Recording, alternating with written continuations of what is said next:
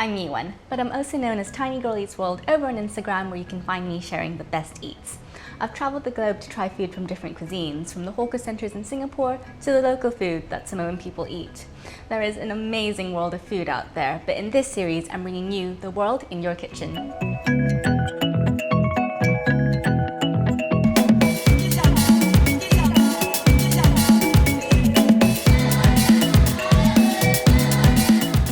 Today we have Erenstina Ajay joining us, who is a marketing manager for a bank by day, but in her spare time is a food content creator for her Instagram, Etina.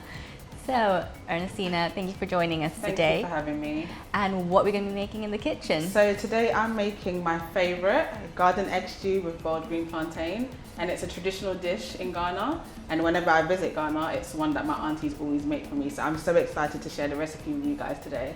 Great, so what are we going to do first to make this dish? So first I'm going to slice one onion. And just because garden eggs aren't the most common ingredient around, do you mind explaining what they are? Yes, so garden eggs is actually a type of eggplant and it's indigenous to West Africa. So you'll mainly find it in tropical countries like West Africa, Sub-Saharan Africa or South America. Okay.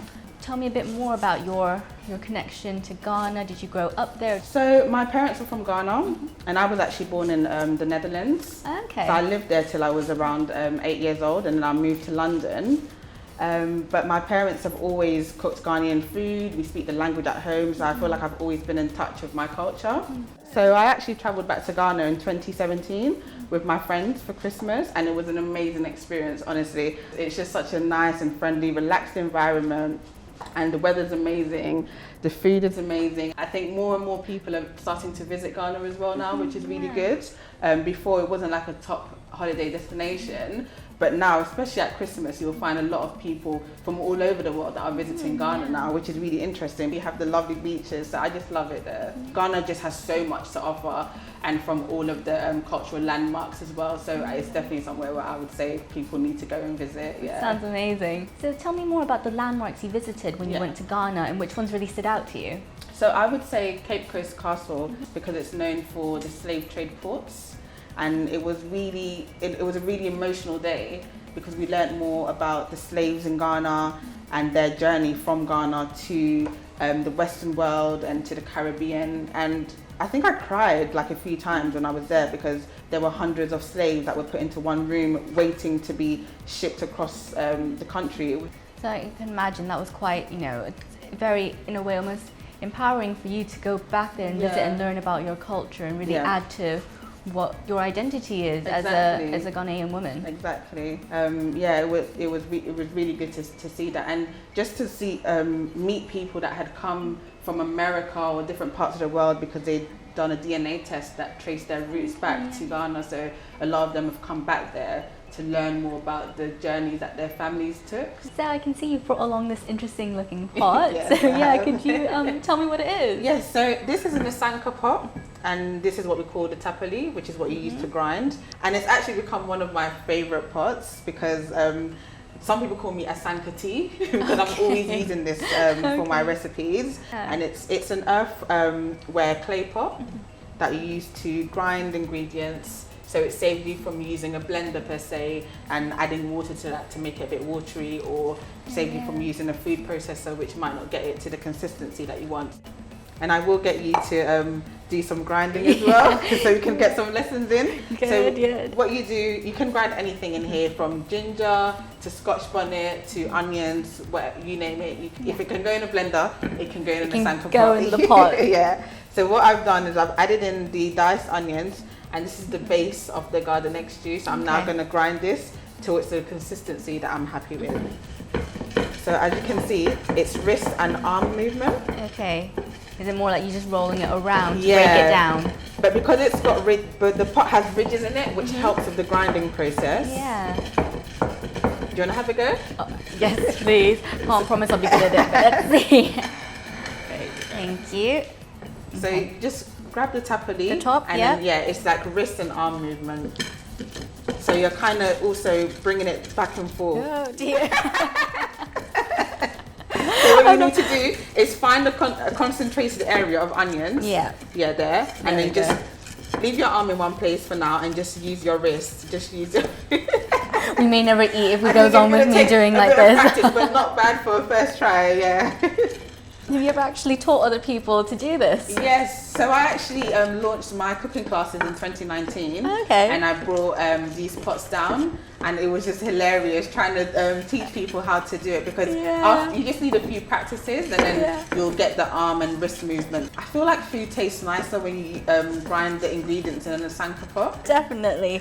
And is this the kind of thing that gets passed down if you have pots in your family? Yeah. So this pot is actually my mum's. Oh, and lovely. whenever she goes back to Ghana, she buys some and brings it over for me. And everyone in the family owns a pot or two. We also use it to serve food. Oh, amazing. So once you finish cooking the food, you serve it into the Asanka pot. So I think if we ever want to eat any of this garden next to you, I might have to give it back to you to continue. No worries. So what I'm going to do now is add the Scotch bonnets into the Asanka pot and grind it along with that. Okay, so leaving the garden egg behind. Yep, so I'm going to leave the garden eggs behind for now. And then when I do start on the garden eggs, I'll add a few in at a time. But the key thing with grinding anything in a Asanka pot is to add a little bit at a time. You don't want to overwhelm yourself and then you've got so much in the pot.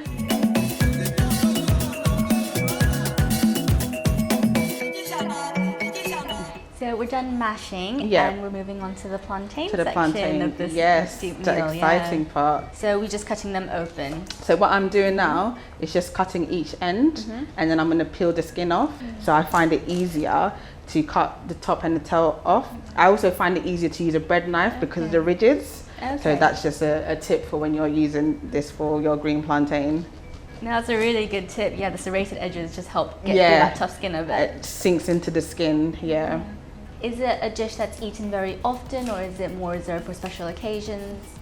It's eaten very often, so it's something that maybe if you're going to visit an auntie or an uncle, they would prepare that ahead of you arriving there. It's eaten for lunch, dinner, on weekends. Any time really. So now that I've peeled off the plantain skin, I'm just going to scrape it and then cut it into 3 pieces so that it's easier for boiling. So I've never been to Ghana myself. And I don't know why. It's definitely on my list. Yeah. But I'm really interested to know some other places that you visited when you went there in 2017.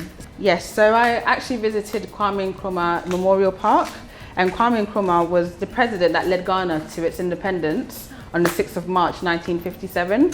So we've got a memorial dedicated to him, and it just talks about his history, what he did, the ties to the UK, where he visited, and just his political influence in Ghana, and just him bringing Ghana to independence. So I've got the plantain now in the pot, and I've just filled the pot with water just to cover the plantain a little bit. And what I'm going to do now is add the eggs, because we have this with boiled eggs. Now there is a running joke, and I know people are going to say this, that Ghanaians eat everything with egg. Literally, you'll see a Ghanaian person's plate, whether it's rice, whether it's yam, potatoes, and there'll be egg. Yes, we do love eggs. I mean, I love eggs too, so I'm excited to eat eggs with this meal. Yeah, it's so nice. And then the same as the garden eggs, from the point of boil, we leave it for about 12 to 15 minutes, but you do want to also check the softness for the plantain. I'm going to add some dried salted tilapia, also known as Kobe, and because of the salt in that fish, that makes up for the salt in the dish, so you don't need to add any salt. The fish will do the trick. And whilst that's cooking away, what are the next steps that we're going to do? So next, I'm actually going to mash the garden eggs in the Asanka pot. So what I'll do is just continue to add the rest of the garden eggs into the pot and continue to grind. And I'd really love to hear a little bit more about the languages of Ghana. Oh, yeah. So I speak Twi, which is one of the main languages spoken in Ghana. My parents are from Kumasi, so that would be the dialect, the language that is spoken in Ghana. So I speak Twi. There's also many other languages spoken in Ghana. There's Ga, there's Ewe, Hausa, Fanti, you name it. There's so many languages that are spoken in Ghana, and not forgetting English as well. So you added the fish for that salty element as well to the water. Yes, I did. And what are we going to do next? So I've added in the Kobe, which is a salted tilapia. And what I'm going to do is start the stew. So I've got my red palm fruit and rapeseed oil here. Typically in Ghana, we use a palm oil, a traditional palm oil. But here I've got the rapeseed and red palm fruit. So I'm just gonna go ahead and add half a cup of the oil in here. Whilst you're doing that, I Yeah. was really intrigued when you were mentioning that you speak tree. Yeah. Are there any common phrases that you could share with us Yes, today? definitely. So common phrases, Akwaba, which means welcome in Tree. When you land at the airport, you will see signage that says Akwaba, which means welcome.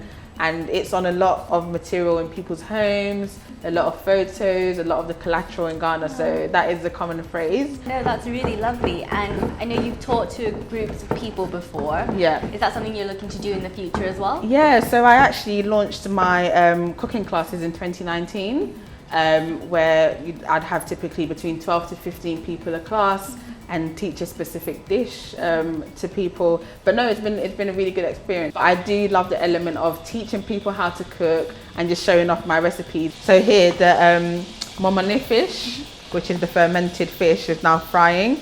So typically it fries for about 3 to 5 minutes. Okay. And then I'll transfer that into the Asanka bowl and grind it into the garden egg mixture. And the smell's really coming out even more Yeah, now. It smells is, lovely it is. here. Yeah. So now I'm gonna add the peanut butter into the garden egg mixture. I just added in the fermented fish, and just watch out for little bones that may be in it so that you can pluck them out.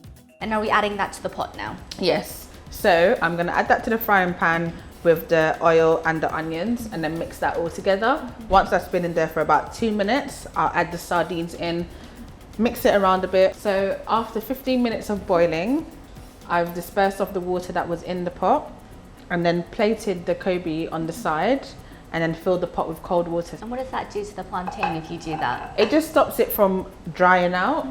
So this mix will fry for about 3 to 5 minutes because we've cooked the garden eggs. Everything that's in here has been cooked. So we're ready to plate Yes, up now. we are. And do you mind explaining the different components that go into this dish when we're plating up? Yes, sure. But what I like to do is put in the garden egg stew and then kind of build around it. So then add the green plantain, add the boiled eggs, add the salted tilapia and the avocado. So that's typically how I would do it. And in Ghana, how do people typically eat this? Once this has been dished into the Asanka bowl, because it's quite a large bowl, so it allows for sharing.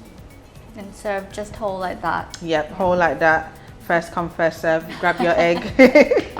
And is avocado something that's typically served with a lot of Ghanaian dishes? I always say that Ghanaians add random things sometimes that you wouldn't expect, and avocado is one of them.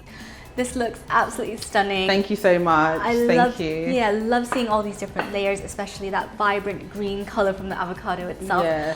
And I really just want to tuck into this right now. Thank you. Let's just eat now. Yeah, let's eat. That's so good. Oh, thank you. Is it like anything you've ever tasted? Nothing like I've ever tasted before. I can actually really taste the peanut butter through it. And it's really lovely and salty from a bit of fish. Yeah. The avocado gives a bit of creaminess.